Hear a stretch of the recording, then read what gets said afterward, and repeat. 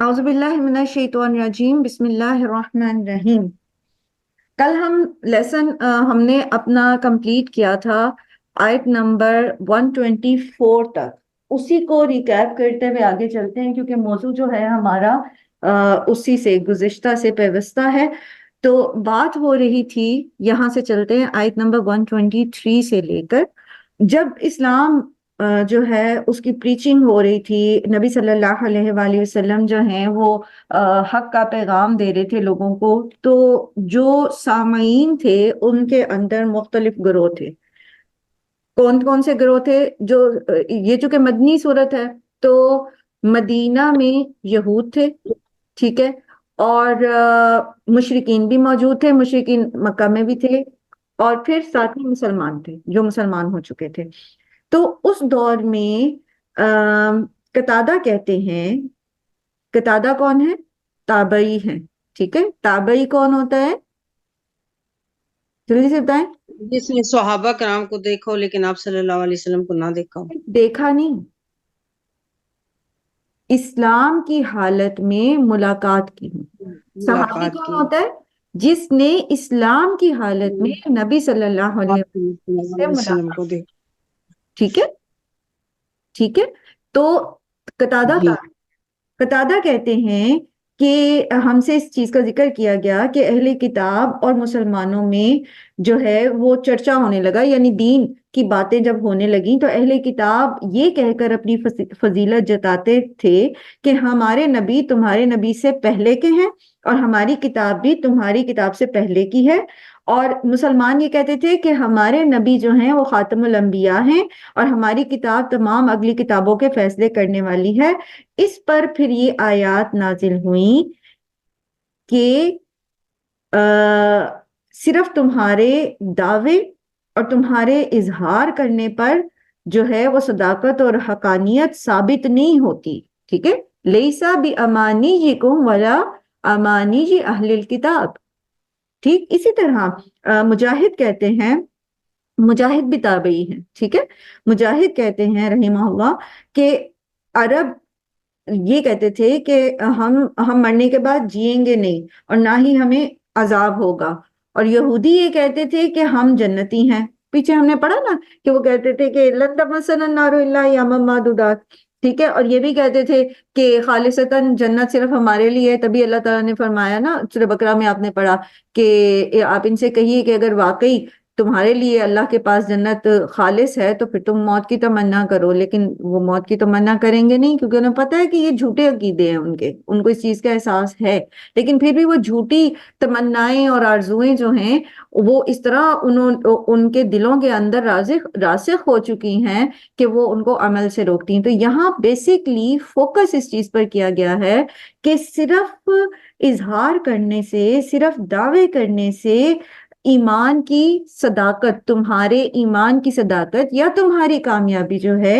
وہ ثابت نہیں ہوتی، بلکہ جو کچھ بھی عمل کرے گا، من یعمل سوءا یجزا بہ، ٹھیک ہے۔ اور پھر اگلی آیت میں کیا فرمایا؟ وَمَن يَعْمَلْ مِنَ الصَّالِحَاتِ مِن ذَكَرٍ أَوْ أُنثَىٰ وَهُوَ مُؤْمِنٌ فَأُولَٰئِكَ يَدْخُلُونَ الْجَنَّةَ، ٹھیک ہے۔ تو ڈیپینڈ کرتا ہے ایمان کا اظہار عملی ثبوت کے ذریعے، صرف خواہشات، صرف تمنائیں، صرف اپنے تمناؤں کا اظہار، بلند و بالا دعوے، وہ تو منافقین بھی کرتے تھے، کلمہ تو منافقین بھی پڑھتے تھے، لیکن چونکہ دل میں نہیں اترا تھا اس لیے عمل میں نظر نہیں آتا تھا۔ جب قتال کا وقت آتا تھا وہ چھپ جاتے تھے، جب صدقات کا وقت آتا تھا وہ چھپ جاتے تھے، جب نماز کا وقت آتا تھا وہ سستی کرتے تھے، جب اللہ کا ذکر کا وقت ہوتا وہ اللہ کا ذکر بہت کم کرتے تھے، ٹھیک ہے۔ قرآن کریم میں بار بار اللہ تعالیٰ نے کھولا نا ان کا حال منافقین کا، لیکن باتیں کیسی کرتے تھے؟ وَمِنَ النَّاسِ مَن يُعْجِبُكَ قَوْلُهُ فِي الْحَيَاةِ الدُّنْيَا، باتیں ایسی کہ آپ کو حیران کر کے رکھ دیں، آپ تعجب سے ان کی شکل دیکھتے رہیں، لیکن ہوتے کیسے تھے؟ خوشبم مسندہ، خشک لکڑی جو ٹیک لگائی ہوتی ہے، یعنی اپنا بھی کچھ نہیں کر سکتے، اس کو کھڑے ہونے کے لیے بھی دیوار کے سہارے کی ضرورت ہوتی ہے، عمل میں وہ ایسے تھے۔ سو یہ کیا ہے؟ ضرورت کس چیز کی ہے؟ صرف دعووں کی ضرورت نہیں ہے، عملی ثبوت کی ضرورت ہے۔ اچھا، جب یہ آیات نازل ہوئی تو جو مومنین تھے نا، ان کا تو حال جو ہے پریشان ہو گئے وہ۔ جیسے حضرت ابوبکر صدیق کے بارے میں آتا ہے کہ وہ تو اتنے پریشان ہوئے کہ جب ہر عمل کا بدلہ ضروری ہے، وَمَن يَعْمَلْ سُوءًا يُجْزَ بِهِ، اور جیسے ایک اور جگہ آتا ہے نا، فَمَن يَعْمَلْ مِثْقَالَ ذَرَّةٍ خَيْرًا يَرَهُ وَمَن يَعْمَلْ مِثْقَالَ ذَرَّةٍ شَرًّا يَرَهُ۔ پھر ایک اور سورہ کہف میں جیسے آپ پڑھتے ہیں کہ فَتَرَى الْمُجْرِمِينَ مُشْفِقِينَ مِمَّا فِيهِ وَيَقُولُونَ مَا لِهَذَا الْكِتَابِ لَا يُغَادِرُ صَغِيرَةً وَلَا كَبِيرَةً إِلَّا أَحْصَاهَا وَوَجَدُوا مَا عَمِلُوا حَاضِرًا۔ اور ہر عمل کا بدلہ دیا جائے گا، تو مومن جو تھے وہ پریشان ہو گئے، اور حضرت ابوبکر صدیق نبی صلی اللہ علیہ وآلہ وسلم سے کہنے لگے کہ حضور اب نجات کیسے ہوگی؟ مطلب انسان تو بہت کچھ کرتا رہتا ہے نا، یہ وہ لوگ تھے جو اپنا ہر قدم پھونک کے رکھتے تھے، یہ وہ لوگ تھے جو قرآن کی ایک آیت سیکھتے تھے، اس کو اپنے عمل میں لاتے تھے، پھر آگے چلتے تھے۔ ان کو بھی یہ خوف لاحق ہوا، جانے انجانے میں پتہ نہیں ہم کیا کچھ کر بیٹھتے ہیں، ایک ایک عمل کا بدلہ ہوگا تو پھر بنے گا کیا؟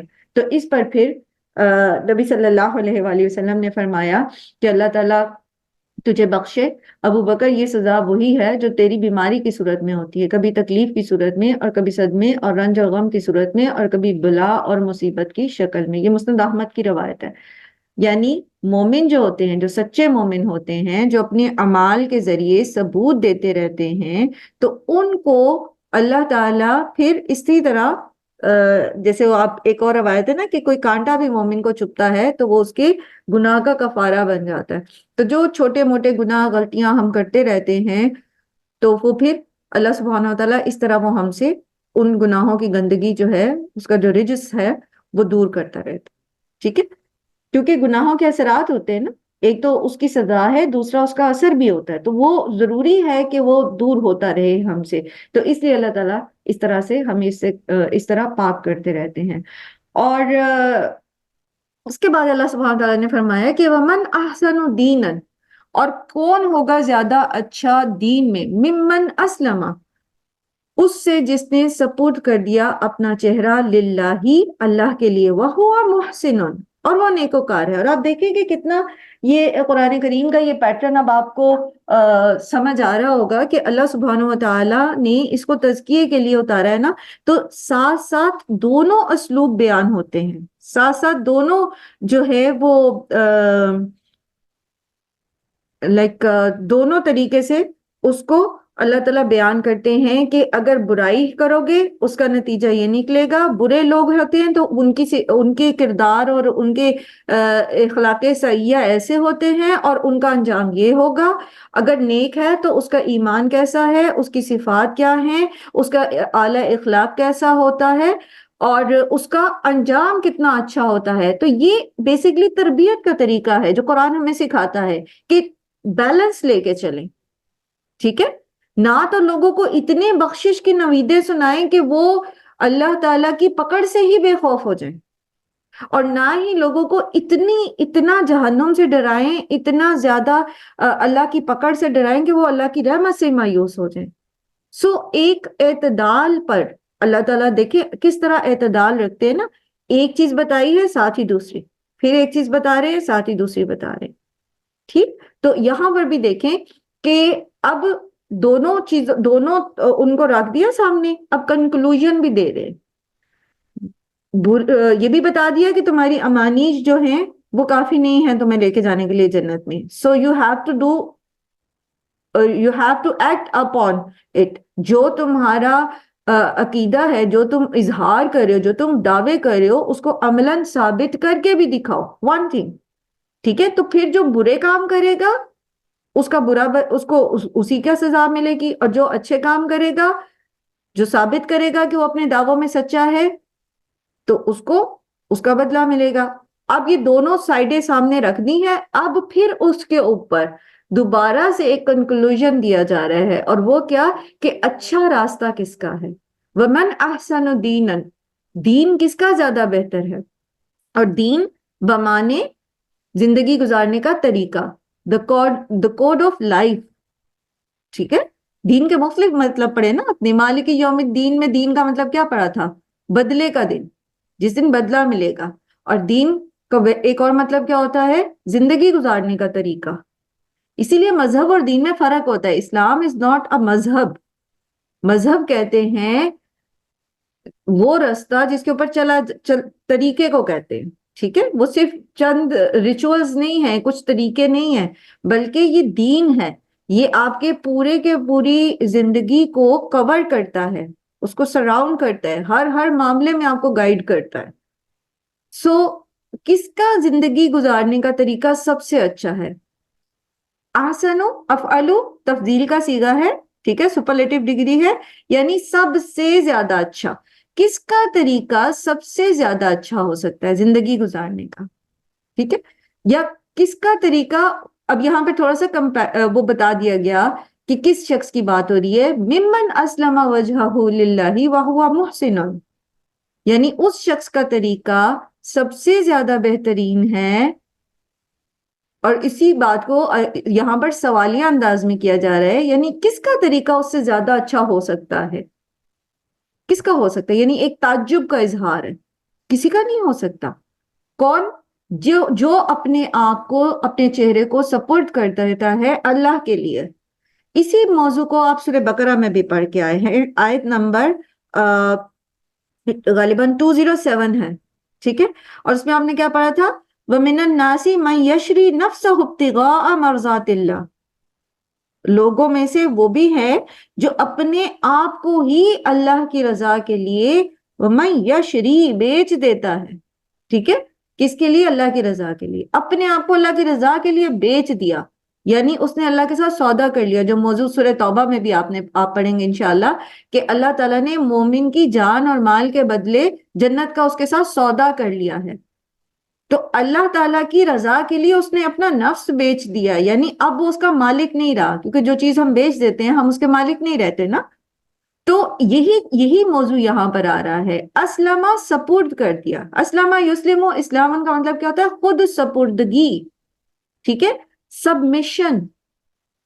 اب میری کوئی مرضی نہیں، کس کی مرضی ہے؟ اللہ کی. اب میری کوئی چوائس نہیں ہے. چوائس بہترین کون سی ہے؟ جو اللہ نے میرے لیے چوز کیا ہے. ٹھیک ہے، اب میری کوئی چاہت نہیں ہے، چاہتے وہ ہیں جو اللہ نے میرے لیے پسند کی ہیں. زندگی میں مجھے ایک شخص بہت پسند ہے، بہت زیادہ پسند ہے، وہ بہت اچھا ہے، but he is not Muslim. ٹھیک ہے، تو آئی کانٹ میری ہم. اب اس میں کیا ہے؟ میری محبت، میری چاہت، اس کی بظاہر خوبیاں، خامیاں، جو کچھ بھی ہے وہ کوئی معنی نہیں رکھتی.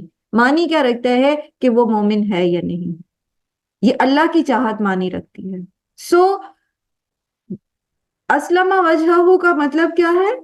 Total submission. کیونکہ چہرہ جو ہے نا یہ آپ کے وجود کی نمائندگی کرتا ہے. بہت ساری باڈیز کے اوپر اگر فیس نہ ہو، you can't recognize them. ٹھیک ہے، سیم باڈیز لگیں گی، ان کو پہچاننے میں بہت دشواری ہوگی، لیکن یہ چہرہ ہے یہ آپ کی پہچان ہوتا ہے.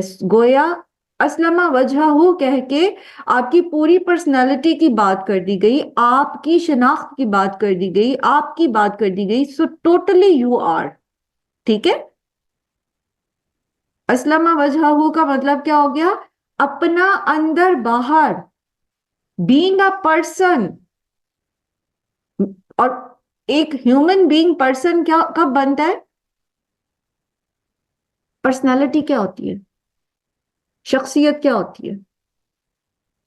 کون بتائے گا؟ جلدی سے بتائیں. آپ کی شخصیت جس میں آپ کا بیہیویئر اور آپ کی جسمانی ساخت اور آپ کی آپ کی بول چال کا طریقہ اور سارا کچھ اس میں شامل آ جاتا ہے سب کچھ اس میں پرسنالٹی شامل ہو میں. جاتا ہے. جزاک اللہ خیر جمیلہ، بڑے اچھے سے آپ نے اس کو ڈیفائن کر دیا. ہمارا بیہیویئر، ہمارا ایٹیٹیوڈ، ہماری سوچ، ٹھیک ہے، ہماری افکار، ہمارے اعمال، each and every thing make our personality. ایسے یہی چیزیں ہماری شخصیت بنتی ہیں. جی ہم بولتے کیسے ہیں، ہم چلتے کیسے ہیں، ہم کیا سوچتے ہیں، ہم کیا کھاتے ہیں، ہم کیا پیتے ہیں، ہمارے معاملات کیسے ہیں، یہ ہماری شخصیت بناتے ہیں. سو اسلمہ وجہہ کا مطلب کیا ہے؟ ساری زندگی کے سارے پہلو سب کچھ کیا ہے؟ اللہ کے سامنے سپورٹ کر دیے، اللہ کے جھکا دیے، عاجزی کر لی. I am nothing. بالکل یہ وہی چیز ہے جو میں نے آپ کو کانسیپٹ عبادت میں سمجھایا تھا. جب ہم شروع میں ہم نے پڑھا تھا نا نعبدو، اور پھر ہم نے آگے بھی پڑھا کہ اللہ تعالیٰ نے انسانوں کو کہا، تمام انسانوں کو، یا ایھا الناس اعبدوا ربکم الذی، تو اس میں بھی میں نے آپ کو سمجھایا تھا کہ عبادت کیا ہے؟ خود سپردگی. یہ وہی چیز ہے. ٹھیک ہے؟ تو سب سے زیادہ اچھا زندگی گزارنے کا طریقہ اس شخص کا ہے جس نے اپنی پوری زندگی کے، یعنی اپنی زندگی کے سارے آسپیکٹس اللہ سبحانہ و تعالی کے سامنے سبمٹ کر دی. مثال لائیں، ایک ایک مثال دیں گے، سب دیں گے، رپیٹ نہیں کریں گے بات. ٹھیک ہے؟ میں ترتیب سے نام بولتی جاتی ہوں، مائک آن کریں گے اور جواب دیں گے. میرا سوال سمجھ آ گیا؟ زندگی کے مختلف پہلو بتانے، آپ نے ایک ایک بتانا ہے کہ کس طرح ہم اس میں اللہ کی مرضی کے سامنے اپنی مرضی کو ختم کر دیں. میں ایک مثال آپ کو بتا دیتی ہوں، آپ اس کو اس کے مطابق جواب دیجیے. مثلا لباس، مجھے پہننے میں چاہے کیسا ہی لباس پسند ہے، میں وہی لباس نامحرم کے سامنے پہن کے جاؤں گی جو اللہ نے میرے لیے پسند کیا ہے. ٹھیک ہے؟ چلیں اگلی مثال. عائشہ عابد، مائک آن کریں جلدی جلدی. مجھے پتا ہے بہت سارے لوگ جو ہے نا کام کر رہے ہوتے ہیں، ڈیوائس ہاتھ کے پرے ہوتی ہے. جلدی سے. امینہ بیگم، ابھی پتا چل جائے گا کون پاس بیٹھا اور کون دور. جی عائشہ. عائشہ مائک آن کیا تھا آپ نے، آنسر کریں. باقی لوگ ہینڈ ریز کریں تاکہ باقی جی السلام علیکم. وعلیکم السلام ورحمۃ اللہ وبرکاتہ. جی مثال. آپ نے یہی کوشچن کیا ہے نا کہ ہم اللہ تعالیٰ کی اچھا جو عائشہ، آپ کا نا نیٹ ویک ہے، میں کوشچن آپ سے آنسر لیتی ہوں. ٹھیک ہے؟ میں بتاؤں؟ مثال دینی ہے ایک، ہلو جیسے ابھی میں نے مثال دی ہے. جی ام کلثوم. میم یہ ہے کہ اللہ تعالیٰ نے چونکہ ہمیں پردے، لیکن ہم کہتے ہیں بات کہ دل گھبرا جاتا ہے، ہمارے منہ کے نقاب جو آپ میری بات کرتے کو ہیں تو کر رہے ہو. نہیں، میں نے کہا میں بتاؤں؟ جی رپیٹ نہیں کرنا. لباس میں ڈریس کوڈ میں پردہ آ گیا نا، اور کوئی مثال لے کر. یہ جو شادی بیاہ کے رسم و رواج ہیں اس میں ہاں سادگی کا وہ حکم دیا گیا، لیکن اس میں ناچ گانے کے بغیر جو ہے وہ کوئی ہاں محفل نہیں ہوتی ہے تو کہ لوگ کہیں گے کہ انہوں نے کیسی سادگی کے ساتھ کر لی ہے. جزاک اللہ خیر. تو اسلم وجہ اصلاحی میں کیا ہے؟ یہ بھی ہے کہ شادی کہ کی خود رسومات سپردگی کرنا. ہم سوری، میں بتاؤں گی میڈم، یہ ہے کہ جیسے خود سپردگی کرنا، کہ اللہ کے احکامات کے آگے جھک جانا اور اس کے مطابق اپنی زندگی گزارنا اللہ کی رضا کے مطابق. وہ یہ تبھی تو میری کہتا ہے نا بات اللہ لے تعالیٰ لیں، کہ میری آواز. آپ اللہ سے راضی، اللہ آپ سے راضی ہوگا تبھی کہ اس کے جو اس نے بنائے ہوئے شرعی قانون ہے، ان تمام میں بتاؤں؟ شرعی قوانین کو فالو کرنا. آپ لوگوں کو میری آواز نہیں آ رہی ہے؟ میم مجھے سمجھ آ گئی. میں بتاؤں ایک مثال؟ ایک منٹ، مجھے پہلے بتایا میری آواز صاف آ رہی ہے سب کو؟ آ رہی کٹتی ہے ہے میم. بعض کا. جی آ میری رہی ہے. آواز آ رہی ہے، الحمدللہ آ رہی ہے. ادروائز تو آ رہی ہے. ہاں مائک جی. میوٹ کریں سب تاکہ میری آواز صاف آئے. سب اپنے مائک میوٹ کریں. جزاکم اللہ خیرن کثیرا. میں نے آپ سے یہ کہا تھا، یہ ساری ڈسکرپشن پچھلے 10 منٹ سے میں دے رہی ہوں، آپ نے صرف مثالیں دینی ہیں. مثال کے ساتھ بتائیں گے تو ہماری سب کی جو ہے وہ ریکال ہو جائے گی، ایک طرح سے زندگی کے سارے پہلو ڈسکس ہو جائیں گے. میں خود بھی بتا سکتی ہوں، صرف آپ کو شامل کرنے کا مقصد یہ ہے کہ ذرا جاگ جائیں سارے. ٹھیک ہے؟ ابھی میں نے لباس کی مثال دی تھی، اور لباس میں سارے ڈریس کوڈ آ گیا، پردہ بھی آ گیا، سب کچھ آ گیا، کوئی رپیٹ نہیں کرے گا. اس کے بعد ابھی آپ میں سے کسی نے مثال دی شادی کی رسموں کی. ٹھیک ہے؟ اب شادی کی رسموں کی کوئی بات نہیں کرے گا. اب اور مثال لے کر آئیں. میں بتاؤں؟ جی میم جیسے کھانا پینا، یعنی کہ ہمیں کھانے پینے میں حلال طریقہ، حلال کھانا کھانا چاہیے. اور حلال کی کیا 2 شرائط اللہ تعالیٰ بتاتے ہیں نا. کہ وہ پاکیزہ اور طیب ہو، طیب ہو اور حلال ہو، ٹھیک ہے، حلال ہو، چلا حلال اور طیب ہو جی۔ گڈ. اچھا حلال اور طیب، ہم حلال اور طیب کی بجائے کیا کیا کھاتے ہیں؟ بشرا جلدی سے آنسر کریں. میم ہم بالکل جنک فوڈ وغیرہ جیسے لیتے ہیں ہوں جو بہت انہیلتھی بھی ہوتا ہے، اور بہت زیادہ اس کا خیال بھی نہیں رکھتے کہ وہ مطلب حلال کا بھی کبھی کبھی لوگ نہیں حلال کا بھی بعض اوقات اس طرح نہیں رہتا کہ برانڈ کانشیس اتنے ہو جاتے ہیں کہ کہیں جا کے کھانا ہے، قطع نظر اس سے کہ ثابت ہے یا نہیں ہے کہ وہ حلال فوڈ ہے یا نہیں، ٹھیک ہے. اور جو ہے پاکستانی یا لوگ رہتے نہیں. ہیں نا وہ تو مطلب ہر چیز وہ لے لیتے ہیں، کیونکہ انہیں یہ ہوتا ہے کہ ایک مسلم کنٹری، حالانکہ ان کو یہ سوچنا چاہیے کہ اتنی ساری چیزیں اب یہاں سے مطلب باہر سے آتی ہیں، حالانکہ ہم تو اتنی اچھا دیر پڑھ کے یہاں چیزیں خریدتے ہیں. ہاں جی تو کچھ ایسا ہی غلط ہے، بالکل ایسا ہی ہے. مسلم کنٹریز دیکھیں میں چیزیں یتیموں بڑے کے طرح حقوق کے سے متعلق ٹھیک بتایا ہے گیا ہے. جی میں بتاؤں کہ جی بتائیے. یتیموں کے حقوق کے متعلق جو اللہ بالکل تعالیٰ نے یتیموں کے بتایا ہے. حقوق، ہاں جی مثال دیجئے، تھوڑا اس کو واضح کریں. جیسے دیکھیں نا، جب وہ ان کا مال اگر کوئی استعمال کر رہا ہے تو کوشش یہ کرنی چاہیے کہ خود اس میں سے نہ لیں، ان کے پر ہی لگایا جائے، اور ان کے مال کی حفاظت اس طرح کی جائے جیسے وہ خود اپنے مال کی حفاظت کرتے ہیں. اور جب وہ اپنی جوانی کی حد یا اس وقت پہنچ جائے اپنی حد کو تو ان کو ان کا مال واپس کر دینا چاہیے. ٹھیک ہے، جزاک اللہ خیر، جزاک اللہ خیر. بہت اچھا پوائنٹ انہوں نے ریز کیا کہ یتیم کے حقوق کی حفاظت کرنا. اچھا یتیم میں ہو سکتا ہے کہ ڈائریکٹ ہمارے اپنی فیملی میں واسطہ نہ پڑے ہمیں پوری زندگی میں، یا ہمارے جی زیر کفالت کو یتیم نہ آئے، تو پھر ہم کیا کریں کہ جب ہم چاہتے ہیں کہ یتیم کی کفالت جو ہے اس کا بہت بڑا اجر ہے، تو پھر ہم کیا کریں؟ گو فار دا آرفنیج میں جائیں اور کوشش کر کے وہاں مینجمنٹ سے بات کر کے جتنا بھی اسپانسر کر سکتے ہیں کسی یتیم کو وہ کریں. اس کے ڈیلی، کیونکہ عموماً یہ جو ہوتے ہیں یہ ٹرسٹ ہوتے ہیں جو یتیم خانے وغیرہ ہوتے ہیں نا، تو وہاں پر دیکھیں اور کسی بچے کی سرپرستی کی ذمہ داری لے لیں اور پھر جائیں اس پہ چیک رکھیں اس کی باقاعدہ اس کو حق مل رہا ہے یا نہیں، اس کی تربیت ہو رہی ہے یا نہیں. بچے کو اپنا تعارف کرائیں کہ میں تمہارا سرپرست ہوں، ٹھیک ہے، اور تم مجھ سے، میں تمہارے ساتھ ہوں، میں تم مطلب تمہارے جیسے کوئی چچا یا تایا یا کوئی اور عزیز رشتہ دار ہوتا ہے تو میں تمہارے لیے ویسے ہی ہوں، ٹھیک ہے. تو ہم میں سے ہر کوئی کوشش کرے کہ ہم یہ بھی کریں. جزاک اللہ خیر. جی غزالہ جلدی اور اپنی زندگی سے لے کر السلام اچھا یہ علیکم. بھی کہا گیا ہے ہاں کہ جو جی، غیر وراثت کے مسلم مرد سے شادی نہ حقوق. کی جائے، غیر مسلم مرد یا غیر مسلم عورت سے شادی نہ کی جائے. اللہ تعالیٰ نے یہ بھی کہا ہے کہ مرد جو غلام ہو آپ کا لیکن وہ مسلمان ہو اس سے کر سکتے ہیں، اور اس طرح ایک لونڈی جو غلام ہے آپ اس سے شادی کر سکتے ہیں بنسبت اس کے کہ آپ کی غیر جزاک اللہ خیر. جزاک اللہ خیر. جمیلہ مسلم سے شادی کریں، مسلم کو مسلم کے ساتھ شادی کرنے کی اجازت ہے. ایک اور پوائنٹ بھی ہمیں سمجھ آتا ہے، اور وہ کیا کہ شادی کرتے ہوئے جب رشتہ تلاش کیا جائے تو اس وقت پھر دین کو فوقیت دیا جائے، ٹھیک ہے. چلیں جی ارم مائک آن کر. میم میری بات ابھی بیچ میں رہ گئی تھی. آپ کی بات شروع ہوئی تھی، مجھے آپ کی بات سمجھ نہیں. جی غزالہ بتائیے.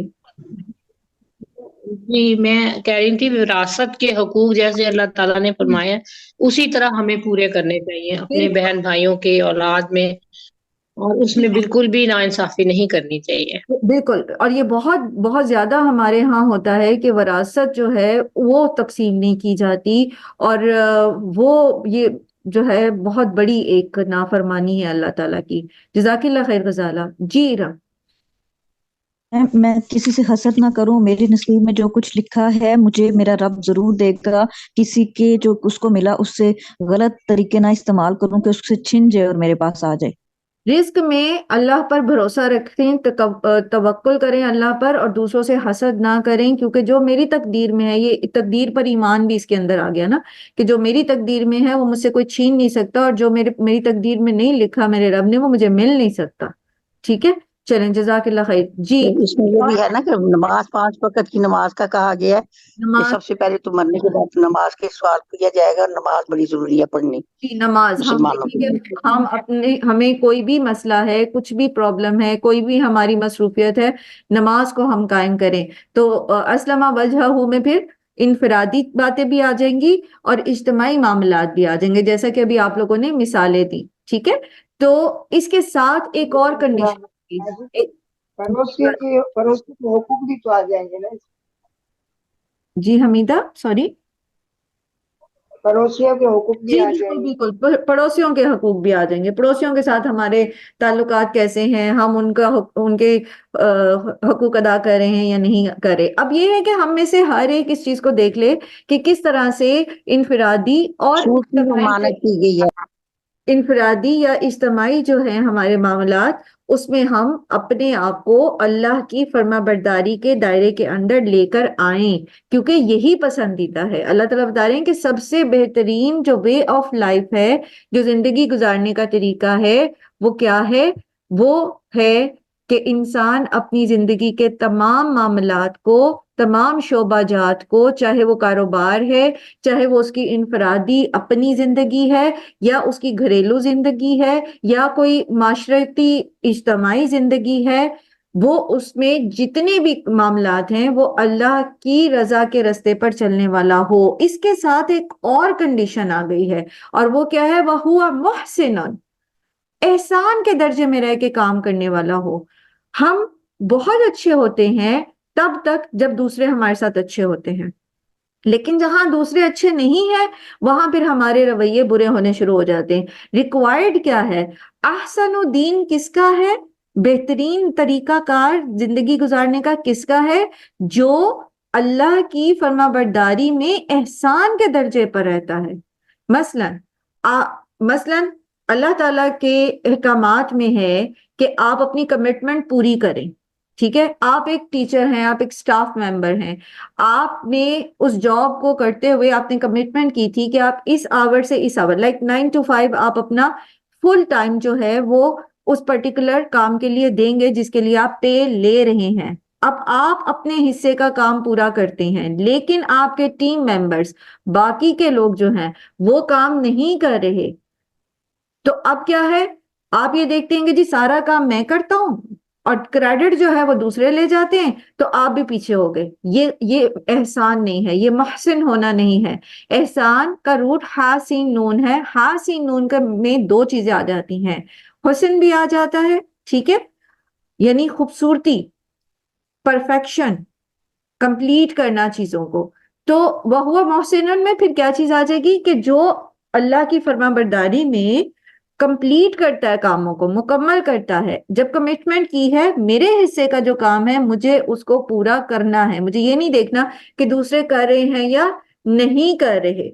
ठीक है, मैं वॉकआउट नहीं कर सकता उससे, या मैं अपने काम में ढीला नहीं पड़ सकता, क्योंकि मैंने अल्लाह की फरमाबरदारी में अपनी कमिटमेंट को पूरा करना है।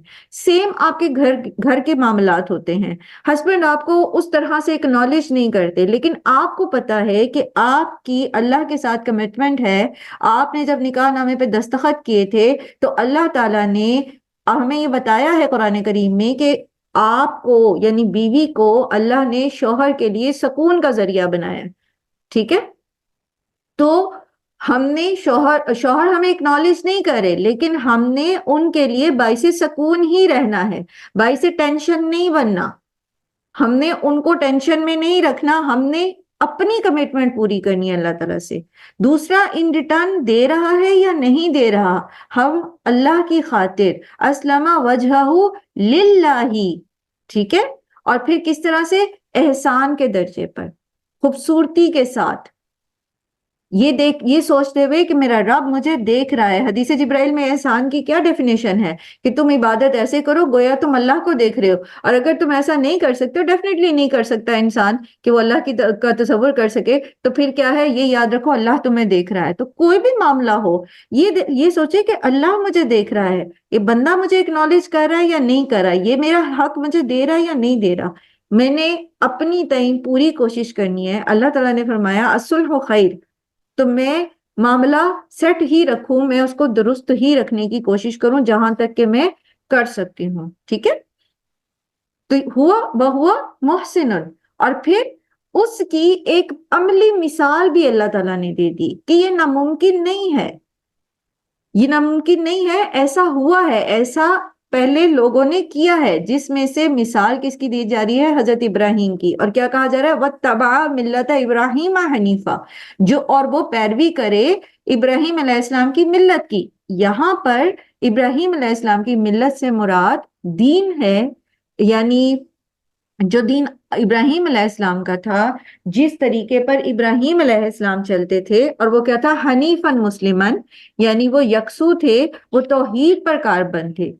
ٹھیک ہے، تو یہاں پر ابراہیم علیہ السلام کی جو ہے دین کی جو دو قابل ذکر صفات ہیں، اس کا میں ذکر آپ کے سامنے کر دیتی ہوں. ایک تو یہ کہ اللہ کے مقابلے میں انہوں نے تمام طاغوتی طاقتوں سے جو ہے وہ ٹکر لی تھی. ٹھیک، آپ جانتے ہیں کہ وہ ان کے والد جو تھے وہ سرکاری پروہت تھے، سب سے بڑا مندر چلاتے تھے اپنے علاقے کا، اور امراء میں سے تھے.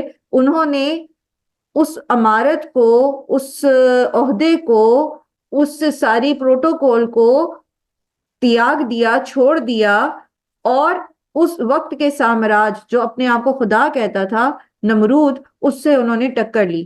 ٹھیک ہے، یعنی حق کی خاطر انہوں نے اپنی آسائشیں چھوڑی، اپنا عہدہ چھوڑا، اپنے ماں باپ کی محبت چھوڑی، اور نہ صرف یہ بلکہ انہوں نے وقت کی جو سب سے بڑی طاغوتی طاقت تھی نمرود، اس سے انہوں نے ٹکر لی. انہوں نے آبا کی تقلید کا انکار کیا، بت پرستی اور جو ستارہ پرستی ان کے دور میں ہوتی تھی اس کا انکار کیا، نمرود کی خدائی کا انکار کیا. اور آپ دیکھیں کہ چونکہ اس وقت کی طاغوت کا انہوں نے جو ہے وہ کھڑے ہو گئے تھے اس کے سامنے، تو اس کا مقابلہ کرتے ہوئے انہوں نے صرف اللہ کے دامن میں پناہ لی. جب انہیں آگ میں پھینکا گیا تو انہوں نے کیا کہا تھا؟ حسبی اللہ نعم الوکیل. ٹھیک ہے، تو صرف اور صرف توحید کے اوپر قائم رہے. اسی لیے ان کو حنیف کہا جاتا ہے، حنیفن، وہ یکسو تھے. انہوں نے کسی غیر اللہ کا دامن تھامنے کی کوشش نہیں کی. انہوں نے اس وقت کوئی مصالحاتی، جسے کہتے ہیں نا، مصلحت کے ساتھ کوئی پالیسی اپنانے کی کوشش نہیں کی. کیا کیا؟ ابراہیم علیہ السلام کا طریقہ کیا ہے جس کے پیچھے چلنے کا ہمیں کہا جا رہا ہے؟ وَاتَّبَعَ، اور اس نے پیروی کی. ٹھیک ہے، اسلم وجہہ للہ، ایک چیز. دین یہ جو اسلم ہونا ہے، جو فرما برداری کرنی ہے اللہ کے لیے، اس کی کوالٹی کیا ہونی چاہیے؟ وَهُوَ مُحْسِنٌ، احسان کے درجے پر. اینڈ دین اتباع کس کی ہے؟ کس نے پہلے ایسے کیا ہے؟ اسی طریقے کو فالو کرنا ہے ابراہیم علیہ السلام کے. تو حنیفن، یہ ابراہیم علیہ السلام کی کوالٹیز آپ کے سامنے رکھ لی ہوں کہ وہ حنیف کس طرح سے تھے. ٹھیک ہے، تو زندگی میں کسی بھی جگہ پر، کہیں پر بھی، جب حق اور باطل کا معاملہ آ جائے، حق کے ساتھ کھڑے ہونا اور اللہ کی طرف یکسو رہنا. ٹھیک ہے، یہ کوالٹی. اور دوسری صرف کیا ہے کہ انہوں نے اللہ کے تمام تر احکامات کے سامنے برضا اور رغبت اپنا سر تسلیم جو ہے وہ خم کر دیا. اور وہ جیسے سورہ بقرہ میں بھی آپ نے پڑھا نا کہ وَإِذْ قَالَ لَهُ رَبُّهُ أَسْلِمْ قَالَ أَسْلَمْتُ لِرَبِّ الْعَالَمِينَ. ٹھیک ہے، تو انہوں نے جو اللہ کی خاطر اپنی ٹوٹل سبمیشن دی، یہ نہیں کیا کہ جو بات آسان یا نفس کو پسند تھی تو دل اس کی طرف مائل تھا تو وہ قبول کر لیا، اور جو چیز مشکل تھی یا ناپسند تھی اسے چھوڑ دیا، اور یا یہ کہ حسب پسند چیزوں کی معاملات میں تعویل کر لی اور اس پر عمل کر لیا. تو یہ جو ان کا خلوص تھا، جو اخلاص تھا اللہ کی طرف، تو اس وجہ سے اللہ تعالیٰ نے ابراہیم علیہ السلام کے طریقے کو پسند کیا. اور امت مسلمہ کو کہا جا رہا ہے، محمد صلی اللہ علیہ وسلم اور ان کے ساتھیوں سے، کہ ملت ابراہیم کو فالو کرنا. یعنی ملت بمانی یہاں پر طریقے کے ہے. ٹھیک ہے، ابراہیم علیہ السلام کے طریقے کو فالو کریں جو حنیف تھے. رائٹ، اور انہی دو صفات کی بنا پر اللہ تعالیٰ نے ان کو چن لیا. وَاتَّخَذَ اللَّهُ إِبْرَاهِيمَ خَلِيلًا، تو اللہ تعالیٰ نے ابراہیم کو اپنا خاص دوست بنا لیا. لیکن یہ صرف دعوے نہیں تھے، یہ صرف دعوے نہیں تھے ابراہیم علیہ السلام کے کہ وہ کہتے کہ ہاں میں تو صرف اللہ کی عبادت کرتا ہوں، اور یہ کہ میں تو بس اللہ کے لیے اپنے آپ کو خالص کرتا ہوں. یہ اس طرح کے صرف دعوے نہیں تھے، بلکہ ہم نے سورہ بقرہ میں پڑھا کہ پہلے پارے میں جہاں ذکر آتا ہے کہ وَإِذِ ابْتَلَىٰ إِبْرَاهِيمَ رَبُّهُ بِكَلِمَاتٍ، جب اس ابراہیم کے رب نے ابراہیم کو آزمایا بکلمات، مختلف کلمات کے ذریعے، مختلف احکامات کے ذریعے، مختلف سچویشنز کے ذریعے، فَأَتَمَّهُنْ تو وہ اس پر پورا اترا. پیچھے موضوع جو چل رہا ہے کہ لَيْسَ بِأَمَانِيِّكُمْ وَلَا أَمَانِيِّ أَهْلِ الْكِتَابِ، تو سب مشرکین مکہ تھے یا اہل کتاب تھے یا امت مسلمہ تھی، یہ سب حضرت ابراہیم کو اپنا بڑا مانتے ہیں نا. تو ان کو یہ کہا جا رہا ہے کہ پھر اگر واقعی تم سچے ہو تو پھر ایسے ہی بن کے دکھاؤ. کیسے کہ وَإِذِ ابْتَلَىٰ إِبْرَاهِيمَ رَبُّهُ بِكَلِمَاتٍ فَأَتَمَّهُنْ، اس پہ پورے اتر کے دکھاؤ، صرف دعوے نہ کرو، اور حنیفاً مسلماً ہو کے دکھاؤ. جب یہ کر لو گے تو پھر کیا ہوگا؟ پھر یہ چیز ہوگی جو پیچھے آپ کو آیت نمبر 124 میں اللہ تعالیٰ نے فرمایا نا کہ وَمَن يَعْمَلْ مِنَ الصَّالِحَاتِ مِن ذَكَرٍ أَوْ أُنثَىٰ وَهُوَ مُؤْمِنٌ، تو اس میں جو یہ يَعْمَلْ مِنَ الصَّالِحَات ہے اس کی کوالٹی کا ذکر آ رہا ہے یہاں پر، اور اس کے اندر 3 کوالٹیز ہونی چاہیے. وہ کیا ہیں؟ اسلم وجہہ للہ، اپنی پسند، اپنی خواہشات، اپنی ساری چیزوں کو اللہ کی خاطر چھوڑ کے اللہ کی مرضی کے راستے پر چلنا ہے. نمبر 2 اس کی کوالٹی کیا ہونی چاہیے؟ جس اللہ کی فرما برداری کی کوالٹی میں 2 چیزیں ہونی چاہیے. نمبر 1 احسان کے درجے پر، نمبر 2 جیسا کہ ابراہیم علیہ السلام نے کیا. ابراہیم علیہ السلام نے کیا کیا تھا کہ جب ان کے رب نے کہا اسلم، میرا یہ حکم آیا ہے اس کو مانو، قال اسلمت لرب العالمین. ہی نیور سیڈ کہ نہیں جی بڑا مشکل ہے، معاشرے کی یہ مسئلے ہیں، فلانا یہ ہے، ابھی میں بیمار ہوں، ابھی یہ ہے، ابھی وہ ہے. یا اللہ جی دیکھیں نا، آپ نے مجھے اتنے سالوں بعد اولاد دی تھی، اب میں اس کو وہاں پہ چھوڑا ہوں، مکہ میں چھوڑا ہوں بیابان میں، اچھا اب یہ تو بڑا ہو گیا، اب چلتا پھرتا میں اس کے گلے پہ چھری پھیر دوں. ہی نیور سیڈ قال اسلمت لرب العالمین. جو بھی معاملہ ہمارے سامنے آئے تو ہم کیا کریں؟ ہم دیکھیں کہ اللہ تعالیٰ کا کیا حکم ہے، ہمیں اس کو کیسے لے کے چلنا ہے، اور پھر ہم اس میں کوالٹی بھی پیدا کریں. مثلا چھوٹی سی مثال سے سمجھاتی ہوں، اللہ تعالیٰ ہم سب کو عمل کرنے کی توفیق دے. سردیوں کا موسم ہے، شدید سردی ہے، بہت سارے علاقوں میں گیس بھی نہیں ہوتی، بہت سارے لوگ جو ہیں ان کے پاس سہولتیں بھی نہیں ہوتی. اللہ تعالیٰ کا حکم ہے عشاء کی نماز پڑھنی ہے. اللہ کے رسول صلی اللہ علیہ وسلم نے بتا دیا کہ عشاء سے پہلے سونا پسندیدہ نہیں ہے. اب اللہ کا حکم ہے نماز پڑھنی ہے، اسلم وجہہ للہ کیا ہے کہ ہم نماز پڑھیں گے، عشاء کی نماز پڑھنی ہے ہم نے. لیکن وہ محسن کیا ہوگا کہ اب شدید سردی کے باوجود بھی ہم وضو کریں گے. ٹھیک ہے، اگر وضو ٹوٹ گیا ہے تو سستی نہیں کریں گے، ہم اچھے سے وضو کریں گے. محسن کیا ہے؟ اچھے طریقے سے وضو کریں گے. پھر یہ کہ بے شک تھکے ہوئے ہیں، نیند پوری نہیں ہوئی تو عشاء سے پہلے سوئیں گے نہیں. یہ احسان ہے، احسان کا درجہ ہے، حسن کا درجہ ہے. ٹھیک ہے، خوبصورتی کے ساتھ عشاء تو ادا ہو جاتی ہے. اگر آپ سو بھی گئے ہیں تھوڑی دیر اور آپ اٹھ کے آپ نے نماز پڑھ لی ہے عشاء کے وقت کے اندر تو عشاء ادا تو ہو گئی ہے، لیکن احسان کے درجے پہ نہیں ہوئی نا. اور پھر وہ محسن میں ایک اور چیز کیا ہے کہ اس کو بہترین طریقے سے پڑھنا. اور ملت ابراہیمہ حنیفہ کس طرح سے اس کے اندر ہے کہ ابراہیم علیہ السلام جس طرح یکسو تھے تو نماز کے اندر فوکس کر کے خضوع و خشوع کے ساتھ اور تسلی کے ساتھ رکوع اور سجدے، جیسے کہ نبی صلی اللہ علیہ وآلہ وسلم کی سنت ہے، آپ صلی اللہ علیہ وسلم کا طریقہ ہے ٹھہر ٹھہر کے سکون کے ساتھ نماز ادا کرنا. تو یہ میں نے آپ کو ایک چھوٹی سی مثال سے سمجھایا ہے. اب اسی مثال کو آپ سامنے رکھتے ہوئے اپنی زندگی کے سارے پہلو جو ہیں ان کو رکھ سکتے ہیں اپنے سامنے. اب وہ چاہے ہمارا جینا ہو چاہے مرنا ہو، وہ سب کس کے لیے ہے؟ للہ رب العالمین. اور وہ جینا اور مرنا ہمارا جو اللہ کے لیے ہے وہ کیسا ہونا چاہیے؟ احسان کے درجے پر. ٹھیک ہے، تاکہ پھر ہمارے بھی مرتبے کیسے ہو سکے جیسے اللہ تعالیٰ نے وَاتَّخَذَ اللَّهُ إِبْرَاهِيمَ خَلِيلًا. ٹھیک، تو ہم میں سے ہر ایک جو ہے اس عروۃ الوثقیٰ کو پکڑنا چاہتا ہے، لیکن ہم قربانی نہیں کرنا چاہتے. یاد رکھیں پرفیکٹ کوئی نہیں ہوتا، پرفیکٹ کوئی نہیں ہو سکتا. انبیاء کرام سے اللہ تعالیٰ کام کرا لیتے تھے جو انہوں نے کرانا ہوتا، لیکن یہ کہ ہم عام انسانوں کو اللہ تعالیٰ سپیس دیتے ہیں. کیا سپیس دیتے ہیں؟ کہ ہماری کوشش دیکھتے ہیں. ٹھیک ہے، اللہ تعالیٰ یہ نہیں دیکھتے کہ آیا ہم اس کام کو پورا کر سکے یا یہ کہ ہم اس کو کتنی خوبصورتی سے کر سکے. اللہ سبحانہ و تعالیٰ یہ دیکھتے ہیں کہ ہم نے اس کام کے کرنے کی کتنی کوشش کی. قرآن کریم میں بھی آتا ہے نا کہ عنقریب تمہاری کوششوں کو دیکھا جائے گا. ٹھیک ہے, اور کوشش جو ہے وہی ہے جو انسان جو ہے پوری اپنی استطاعت لگا کے کرتا ہے.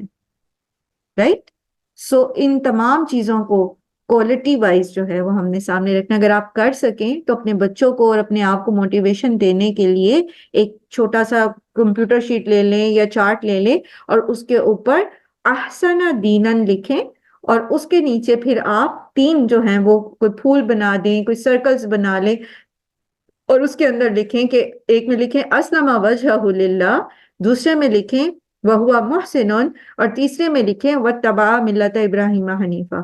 تو یہ ایک ریمائنڈر رہے گا آپ کے لیے, اور نیچے ریوارڈ لکھیں اس کو. اگر آپ گولڈن کر سکیں, گولڈن مارکر سے لکھ لیں یا کسی اور اس کے ساتھ, اس میں آیت کا یہ والا حصہ لکھیں کہ وَاتَّخَذَ اللَّهُ إِبْرَاهِيمَ خَلِيلًا. ٹھیک ہے, تو ایک مسلسل موٹیویشن ملتی رہے گی. یہ چیز آپ لکھ کے کہیں پہ بھی اپنی جہاں نظر پڑتی رہتی ہے وہاں پر ایک ریمائنڈر کے طور پر لگا لیں. کل میں پوچھوں گی اگر کسی نے لگایا ہو تو پھر بتائے مجھے کہ انہوں نے کیا ہے, تاکہ ہم سب کو موٹیویشن ملے. اچھا, اس کے بعد وَلِلَّهِ مَا فِي السَّمَاوَاتِ وَمَا فِي الْأَرْضِ وَكَانَ اللَّهُ بِكُلِّ شَيْءٍ مُحِيطًا. کیوں ہم سب یہ سب کریں؟ کیوں ہم اپنی مرضی نہ کریں؟ کیوں ہم اپنی چاہت چھوڑ دیں؟ کیوں ہم اپنے دماغ کے فلسفوں کو اور اپنی چوائس کو چھوڑ دیں؟ کیونکہ وَلِلَّهِ مَا فِي السَّمَاوَاتِ وَمَا فِي الْأَرْضِ, جو کچھ بھی ہے وہ سب ہے ہی اللہ کا, سمیت میرے دماغ کے, میرے دل کے, میرے ارد گرد میرے گھر والوں کے, میری نعمتوں کے, سب کچھ جو کچھ آسمان اور زمین میں ہے سب کا سب جو ہے وہ ہے ہی اللہ کے لیے. ٹھیک ہے, تو جب ہے ہی اللہ کا, مالک وہ ہے, اور سب اس کی فرما برداری کریں, تمام کی تمام جو کچھ زمین اور آسمان میں ہے سوائے جن و انس کے, اللہ تعالیٰ نے کسی کے اندر ٹینڈنسی نہیں رکھی وہ اللہ کی نافرمانی کر ہی نہیں سکتے. ہر ایک اللہ کی فرما برداری کر رہا ہے, تو پھر ہمیں بھی کرنی پڑے گی. ہمارا سروائیول ہی اس میں ہے, یعنی ہماری بقا جو آخرت کی زندگی ہے وہ ڈپینڈ اس پہ کرتی ہے کہ ہم اللہ کی فرما برداری کریں. ادروائز پھر ہماری آخرت خراب ہو جائے گی, کیونکہ مالک اللہ ہے نا, اس دنیا کا بھی آخرت کا بھی. مالک یوم الدین کون ہے؟ اللہ ہے. تو حکم کس کا چلے گا؟ جو مالک ہے. مالک کا حکم چلتا ہے یا غلام کا چلتا ہے؟ مرضی کس کی چلتی ہے, مالک کی یا غلام کی؟ اونر کون مالک کی. ہوتا ہے؟ مالک ہوتا ہے یا غلام ہوتا ہے؟ مالک مالک. ہوتا ہے. تو جب مالک کی ملکیت میں, اس کی بادشاہت میں, اس کی دی ہوئی جان کے ساتھ, اس کی دی ہوئی نعمتوں کے ساتھ ہمیں اس کمرہ امتحان میں بٹھایا گیا ہے یہ کہہ کر کہ اللہ کی ماننی ہے تم نے تو تم پاس ہوگے, تو تمہیں اللہ تعالیٰ اپنی بنائی ہوئی اپنی ہی ملکیت میں سے تمہیں جو ہے وہ جنت کا مالک بنائے گا, تمہیں جنت دے گا. شرط یہ ہے کہ تم نے اللہ کی فرما برداری کرنی ہے. ٹھیک ہے, تو وَلِلَّهِ مَا فِي السَّمَاوَاتِ مَا فِي الْأَرْضِ. کسی اہل کتاب, کسی یہودی, کسی عیسائی, کسی مشرک, کسی مسلمان, کسی کی ملکیت نہیں ہے یہ دنیا نہ آخرت, صرف اللہ تعالیٰ اس کے مالک ہے. وَكَانَ اللَّهُ بِكُلِّ شَيْءٍ مُحِيطًا, اور اللہ سبحانہ و تعالیٰ نے ہر چیز کو جو ہے وہ گھیر رکھا ہے. کیونکہ آپ دیکھیں نا کہ انسان جو بھی عمل کرتا ہے تو اس کے پیچھے پھر ہمیں اور کیا چیزیں جو ہیں وہ پتہ ہونی چاہیے. یعنی ہماری نیت خالص ہو, ہمارا عمل درست ہو, تو اللہ تعالیٰ ہر چیز کو گھیرے ہوئے, اس کو پتا ہے کہ ہم کتنی کوشش کر رہے ہیں, ہم کیسا عمل کر رہے ہیں, درست کر رہے ہیں یا نہیں کر رہے. تو یہ سارا کچھ اللہ سبحانہ و تعالیٰ جانتے ہیں, دیکھ رہے ہیں, اور وہ مالک یوم الدین ہیں, وہ دنیا اور آخرت کے مالک ہیں. تو معاملہ ان کے ہاتھ میں ہے, اور ہماری خوش نصیبی یہ ہے اور ہمارے لیے خوشی کی بات یہ ہے کہ ہمارا رب اللہ ہے, اور اللہ کسی پر ذرے برابر ولا یظلمون نقیرا، کھجور کی گٹھلی کے اوپر سوراخ برابر بھی ظلم نہیں کرتا. ٹھیک ہے، سو اللہ کی فرما برداری میں ہی بقا ہے. ابراہیم علیہ السلام کو اللہ سبحانہ وتعالیٰ نے خلیل کا جو لقب دیا، جو اعزاز دیا، تو اس میں آپ دیکھیں کہ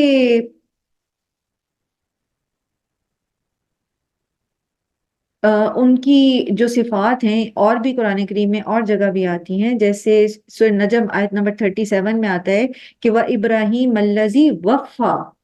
ٹھیک ہے، ابراہیم کون ہے؟ جنہوں نے وفا کی. وفا کا مطلب کیا ہوتا ہے؟ پورا کرنا. جنہوں نے پورا کیا. کیا پورا کیا؟ جو بھی ان سے حکم دیا گیا ان کو، اور جو بھی انہوں نے دعویٰ کیا، اور جو بھی ان کی آزمائش تھی وہ اس پر پورے اترے. تو یہ جو صفت ہے یہ بھی ہمارے ذہن میں ابراہیم علیہ السلام کی ہونی چاہیے. اور پھر سب سے زیادہ جو ابراہیم علیہ السلام کے قریب ہیں، اور وہ کون ہے؟ وہ جیسے سورہ آل عمران میں بھی آپ نے پڑھا نا کہ ان اول الناس بابراہیم، ابراہیم کے سب سے زیادہ جو قریب تر ہیں وہ لوگ ہیں جو ان کے ہر حکم کی تعمیل کرتے ہیں. ٹھیک ہے، اور اسی طرح امت مسلمہ کے لیے اللہ سبحانہ تعالیٰ نے فرمایا نا کہ ثم اوحینا الیک ان اتبع ملۃ ابراہیم حنیفا وما کان من المشرکین. سورہ نحل آیت نمبر غالباً 123 ہے. ٹھیک ہے، تو اس میں بھی آپ دیکھیں کہ ہمیں یہی حکم دیا گیا کہ اللہ تعالیٰ فرماتے ہیں کہ پھر ہم نے آپ کی طرف یعنی محمد صلی اللہ علیہ وسلم کی طرف وحی کی کہ ابراہیم جو کہ حنیف تھے ان کی پیروی کرو، اور وہ مشرک نہیں تھے. ٹھیک ہے، تو ابراہیم علیہ السلام کی پیروی کرنے میں جو ہے جو ان کو جو جس طرح اللہ تعالیٰ نے خلیل کا اعزاز دیا ان کی قربانیوں کی وجہ سے، تو ہم بھی جو ہے وہ اللہ کا قرب اختیار کر سکتے ہیں.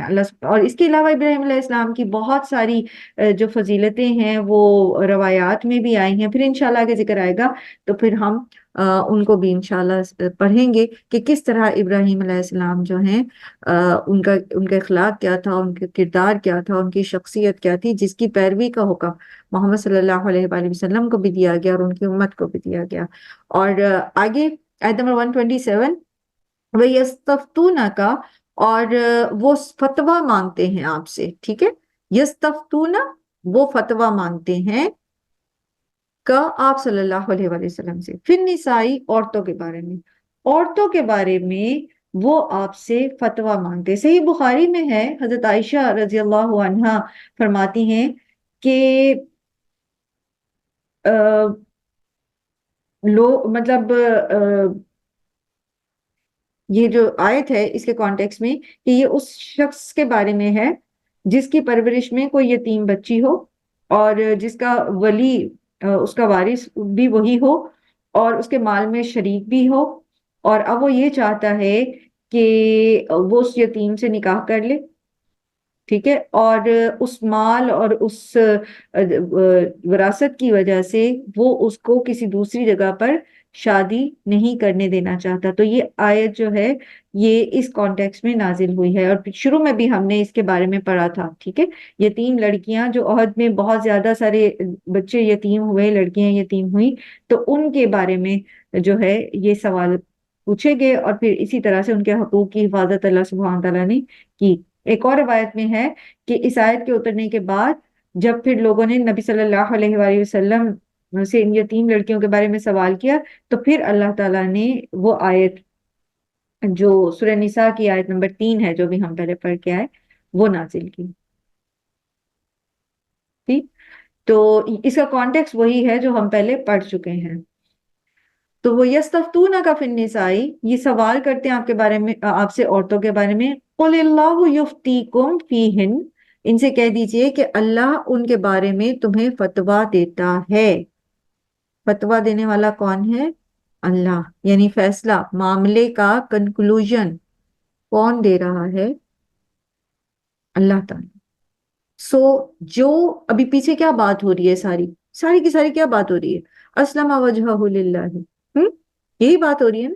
تو جس چیز کا فیصلہ اللہ نے دے دیا تو پھر اس کو تمہیں ماننا پڑے گا. پھر ہی تم بہترین ہو سکو گے، پھر ہی تم مومن بن سکو گے. تو قل اللہ یفتیکم فیہن، اور سبحان اللہ بات یہ آیت نمبر 3 میں بھی ہو چکی ہے. آپ دیکھیں کہ کس قدر کیسی جگہ پہ لا کے اللہ تعالیٰ نے اس آیت کو دوبارہ پلیس کیا ہے، اس موضوع کو دوبارہ پلیس کیا ہے. پیچھے تاکیداً یہ بات آ رہی ہے. آج کا سارا ہمارا لیسن اسی ٹاپک پہ رہا نا. کس چیز پر؟ کہ محض دعوے نہیں، محض اپنے آپ کو کسی وجہ سے بڑا نہیں سمجھنا، محض اپنی جاہ اور اپنے عہدے کی وجہ سے دوسروں کو دبانا نہیں ہے.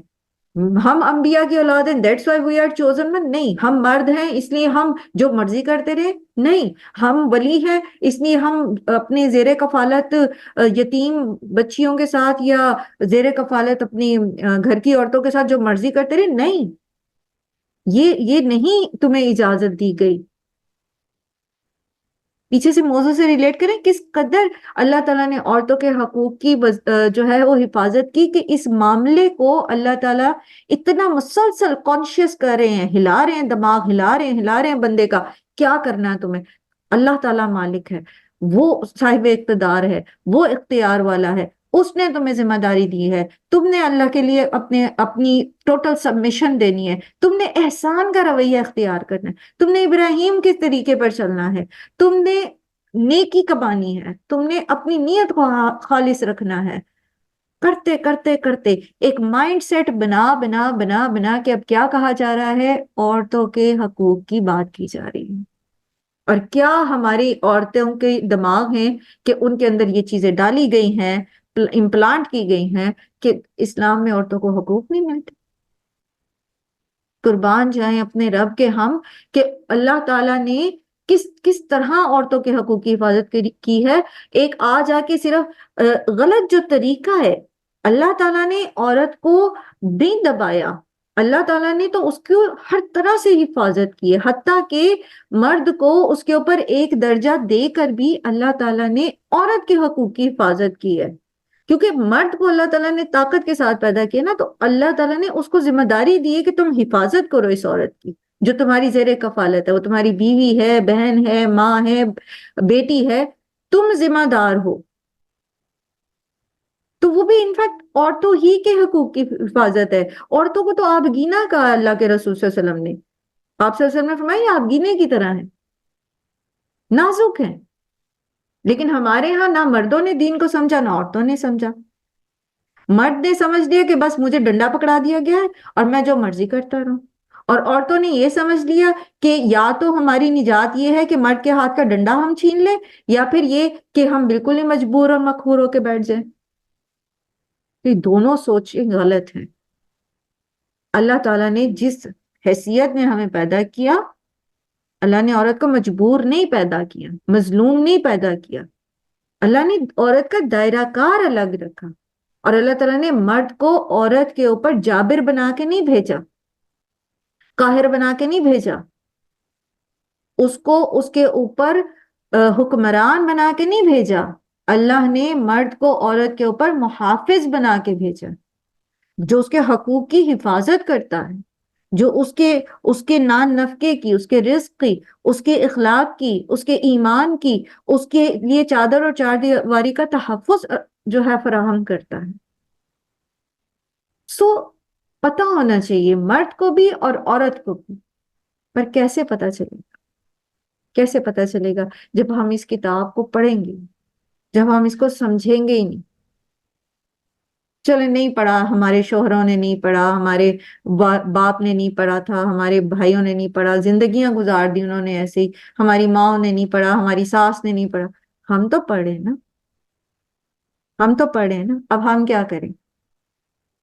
اب ہم یہ کریں کہ ہم اپنے بیٹوں کی اور بیٹیوں کی تربیت اسی نہج پہ کریں. ہم انہیں بتائیں، ہم اپنے بیٹوں کو سکھائیں کہ عورت کی رسپیکٹ کیا ہے، اور یہ کہ اللہ نے اگر تمہیں ایک درجہ زیادہ دیا ہے، اگر اللہ نے تمہیں قوام بنایا ہے تو وہ تمہیں کیا کیا ذمہ داریاں دیتا ہے. اگر تمہارے ہاتھ میں فیصلے کی وہ دے دیا گیا ہے اختیار، تو تمہیں فیصلہ کس طرح کرنا ہے.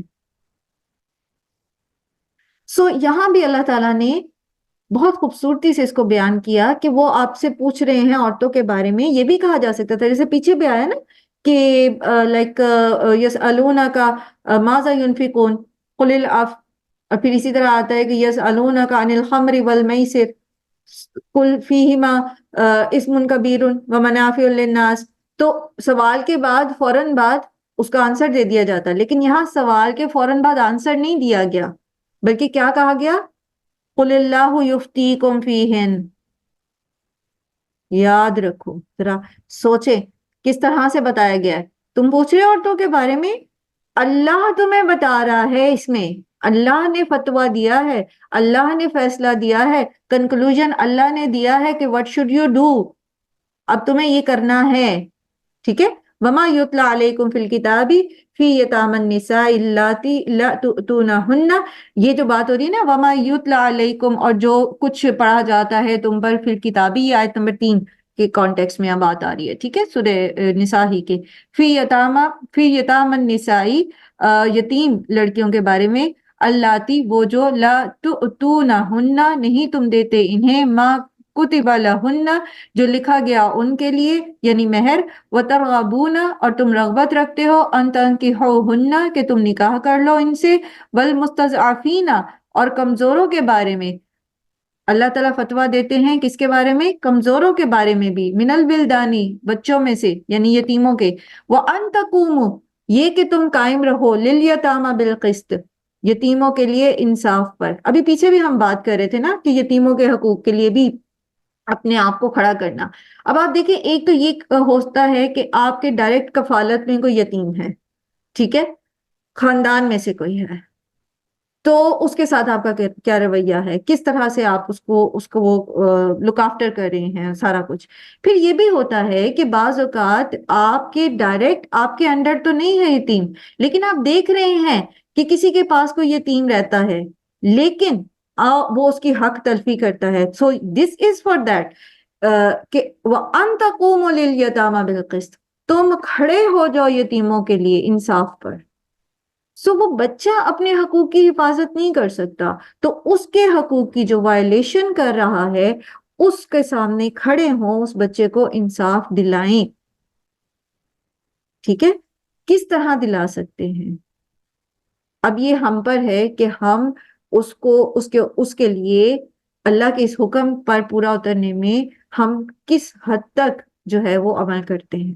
زبان سے کرتے ہیں, ہاتھ سے روکتے ہیں اس کو, ٹھیک ہے, یا یہ کہ بس دور سے بیٹھے کراہت ہی محسوس کرتے ہیں اس پر اور ایمان کے سب سے نچلے درجے پر بیٹھے رہتے ہیں, یا یہ کہ ہمیں پتہ ہی کوئی نہیں, خبر ہی کوئی نہیں, ہمیں پرواہ ہی کوئی نہیں, گویا ایمان کے سب سے نچلے درجے سے بھی نیچے گر جاتے ہیں.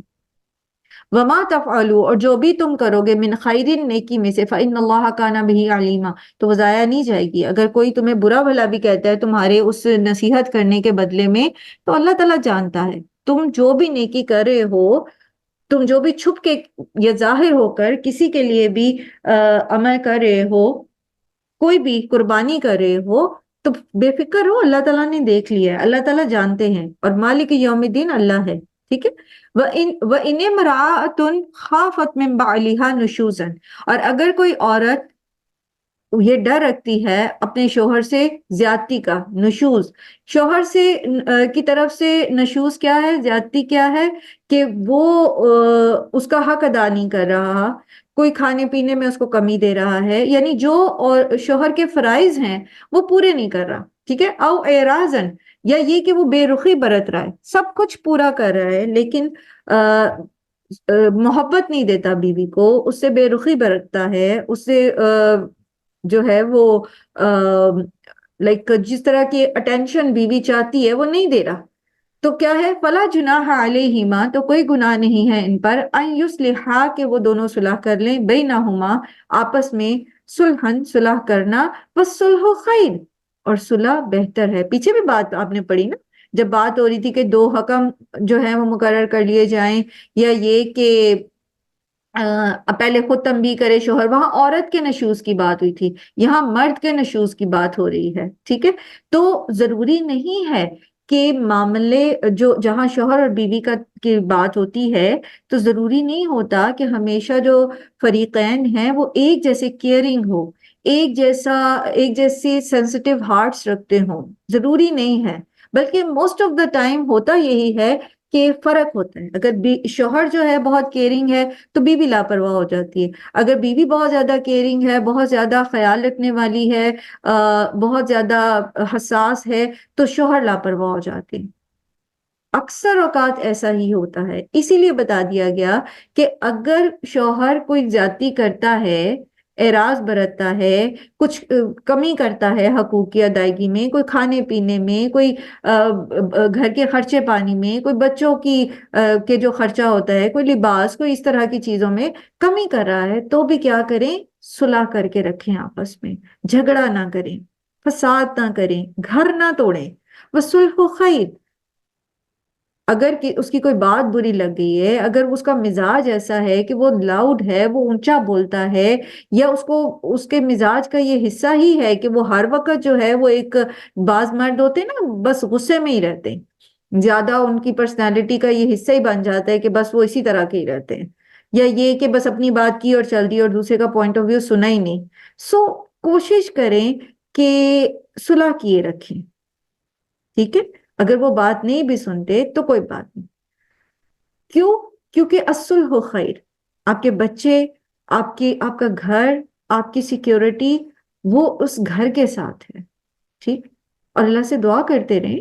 بہت ساری مسنون دعائیں بھی ایسی ہیں جو ازواج کے آپس میں جو محبت کے لیے ہیں، اور اگر ان میں سے ایک دوسرے کو کوئی تکلیف پہنچ رہی ہے، ہاں اگر معاملات بہت ہی خراب ہو گئے ہیں اور نسلوں پر برا اثر پڑ رہا ہے اور اصلاح کی کوئی صورتحال ہے ہی نہیں، تو ظاہر ہے پھر اللہ تعالیٰ نے اسی لیے طلاق کا آپشن بھی رکھا۔ اسلام جو ہے وہ دین فطرت ہے نا، تو پھر خلا کا آپشن ہے، طلاق کا آپشن ہے، لیکن وہ انتہائی ناپسندیدہ چیز ہے۔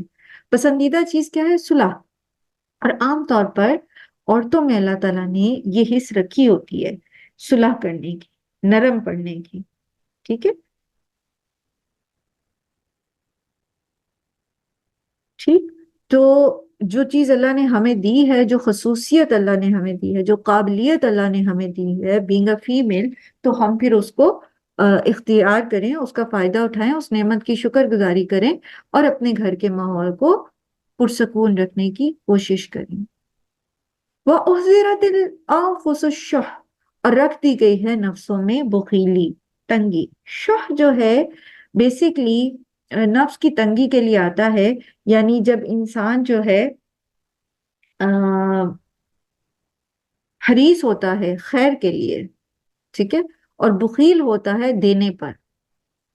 یہاں پر شح جو ہے وہ مال کے معاملے میں نہیں ہے، یہاں پر حقوق اور فرائض کے لینے اور دینے کے معاملے میں۔ یعنی وَأُحْضِرَتِ الْأَنفُسُ الشُّحَّ کا مطلب کیا ہوگا پھر؟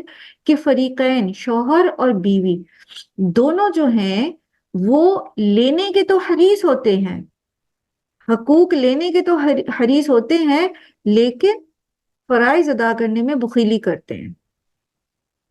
تو ان میں پھر بہتر کون ہوگا؟ جو شح سے بچ جائے گا۔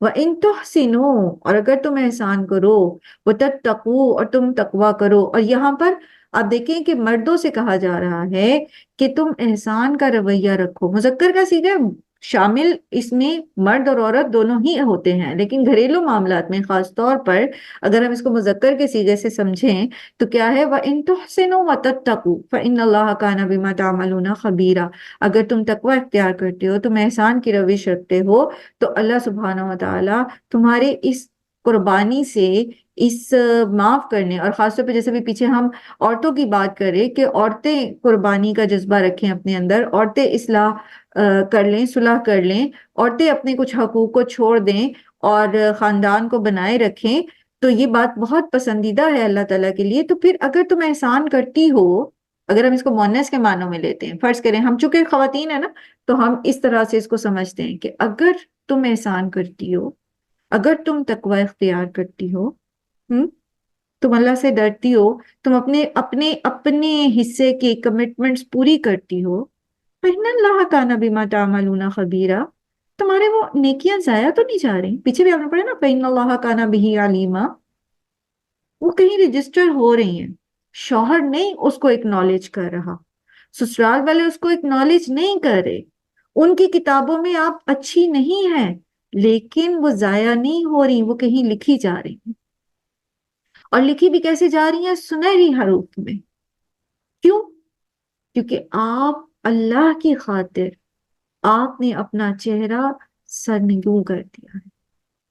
वअस्लम लिल्लाहि, ठीक है, अल्लाह के लिए आपने अपने आप को सबमिट कर दिया, अपना अपनी पसंद, अपनी चाहत, अपने उस हक को छोड़ दिया, तो जाया नहीं किया।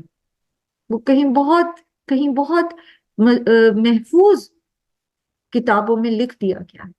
और वो उसका अजर जो मिलेगा आखिरत में, उसका अजर जो मिलेगा, तो वो उस वक्त फिर हर इंसान सोचेगा कि काश मैंने इससे भी बढ़ के किया होता। सो अभी कुछ अरसा पहले किसी से का मैसेज इसी तरह मुझे आया, फैमिली डिस्प्यूट के सिलसिले में। हस्बैंड ने मैसेज किया, ऑल्दो मैं मेल्स को रिस्पॉन्ड उस तरह नहीं करती, और लेकिन ये कि वो मैसेज पढ़ के मुझे अफसोस बहुत हुआ। ही सेड कि आपकी स्टूडेंट है और कुरान पढ़ने वाली खातून है, और वो इस तरह और इस तरह मतलब लाइक बदतमीजी करती है। सो यही तो आजमाइश होती है। जब शौहर बहुत अच्छा है हमारे साथ, जब सास बहुत अच्छी है हमारे साथ, जब देवरानी जिठानी हमारे साथ बहुत अच्छी है, जब हर कोई हमारे साथ बहुत अच्छा है और हम अच्छे हैं, तो ये कोई कमाल नहीं है। जब वो अच्छे नहीं है और हम कुरान पढ़ते हैं, और हम कुरान की फहम के साथ, कुरान की बसीरत के साथ हम एहसान करने वाले, तकवा इख्तियार करने वाले होते हैं, तो हम अच्छे होते हैं। और फिर हम अच्छे लोगों की नजर में नहीं, फिर हम किसके पास अच्छे होते हैं? अल्लाह के पास अच्छे। सो जैसे मैं हमेशा कहा करती हूँ ना, कि मामला बंदे का और अल्लाह का होता है। चाहे वो खालिसतन मर्द और औरत, शौहर और बीवी के मामलात हैं, चाहे वो बाई और मुश्तरी के हैं, यानी खरीदार और बेचने वाले के हैं, के बीच मामले हैं, चाहे वो बॉस और सबॉर्डिनेट का मामला है, चाहे वो कहीं भी मामला है। मामला असल में दो फरीकैन नहीं, बल्कि उनमें से हर एक का अल्लाह से होता है। तो जिंदगी के मामलात में भी हर मामले में बंदा ये देखे कि जो मैं करने जा रहा हूं वो मेरे रब के पास कैसा लिखा जा रहा है। मेरा मुकाम, मेरी इज्जत, मेरा मर्तबा मेरे रब की निगाहों में कैसे है। फिर आसान हो जाता है तकवा इख्तियार करना और एहसान करना। जब हम बंदों से बदले की तवक्को ही नहीं रखते, जब हमें उनसे लेना ही नहीं है, अगर वो अच्छा हमसे कर रहे हैं तो वो भी तो अपने रब से जो है वो बदला पाएंगे ना अच्छा। और हम शुक्रगुजारी करते हैं बंदों के लिए भी और अल्लाह के लिए भी। और हमें भी बदला अल्लाह से चाहिए, बंदों से नहीं चाहिए। बंदे क्या कर लेंगे? ज्यादा से ज्यादा आपकी तारीफ कर देंगे, थोड़ा सा आपको जो है वो क्या करेंगे, ज्यादा से ज्यादा क्या कर लेंगे? कोई माल मिल जाएगा, कोई तारीफ हो जाएगी, और क्या होगा? कोई कोई आपको किसी वो खानदान में किसी रिस्पेक्टेबल सीट पे बिठा देंगे, और क्या होगा ज्यादा से ज्यादा। लेकिन अल्लाह ताला जब बदला देंगे तो वो कैसा बदला, तो कोई भी नहीं दे सकता इतना बड़ा बदला।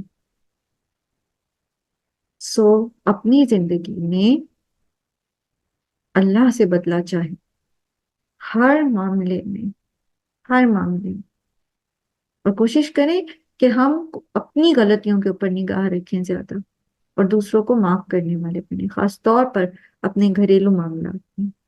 अनटिल अनलेस के कोई बहुत ही अब्यूसिव हो गया है रिलेशन, बहुत ही ज्यादा कोई आपकी फिजिकली या मेंटली टॉर्चर में आ गए हैं, कोई इस तरह के मामला हैं, तो अल्लाह ताला ने आपको जुल्म बर्दाश्त करने के लिए नहीं कहा।